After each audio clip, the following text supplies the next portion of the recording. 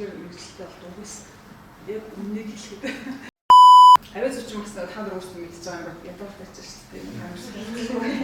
Хэцүү те. Дандаа унших хэрэгтэй те. Энэ болоо одоо хүний харилцааны янз бүрийн одоо сорилтууд байна те. Энэ хүнээс танилцуулъя гэсэн.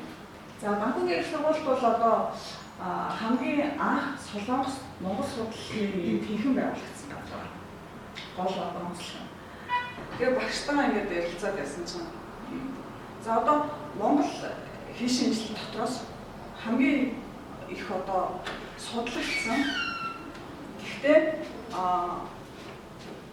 яг одоо ажиллаж байгаа судлаач дотроос нэлээд настай болцсон, өөрөөр хэлбэл шинэ судлаач багтай болцсон тийм салбар юм гэж бодлоо. Богино олон урт хэмжээ хугацааны одоо сургалтанд сурна гэдэг маань өөр хүмүүсээс юм сонсно. Өөр тоогоос очиж сурж байгаас шалгараас авч боддог байхгүй юу? Яг тэр Монголтой хамаартай маш их түүхийн шинжилгээний асуудлууд юугаар байдаг вэ? Ханзаар байдаг шүү дээ. Тэгээ бид нарт нөгөө тэрийг бас ингээд шууд сурах болцсон байдгүй. Гэтэл энд бол зүгээр тэтгэлийн нөгөө сургадаг байна шүү дээ. Дээрээс нь солонгос хэлээр хахад сайн юм шиг. Тэр өөр өгч маань юу байсан бэ гэхээр за нэгдүгээр бол мэрэгчлэрээ одоо энэ чиглэлээр ажиллах боломж нэлээд болж байгаа. Багш нараас гадна оюутнууд бас олон улсын хуралд энэ төр оролцох боломжтой гэдэг. За бүгдний арамын намайг чимжлэн гэдэг багш Монгол хэл уран зохиолын боловсрол хөтөлбөрийн 2 дугаар багш.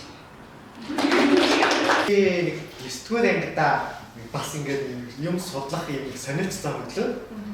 Тэгээд тангууд хэл гэдгийг ингээд судалгаад бас үг. Зөндөө гоё юм байна.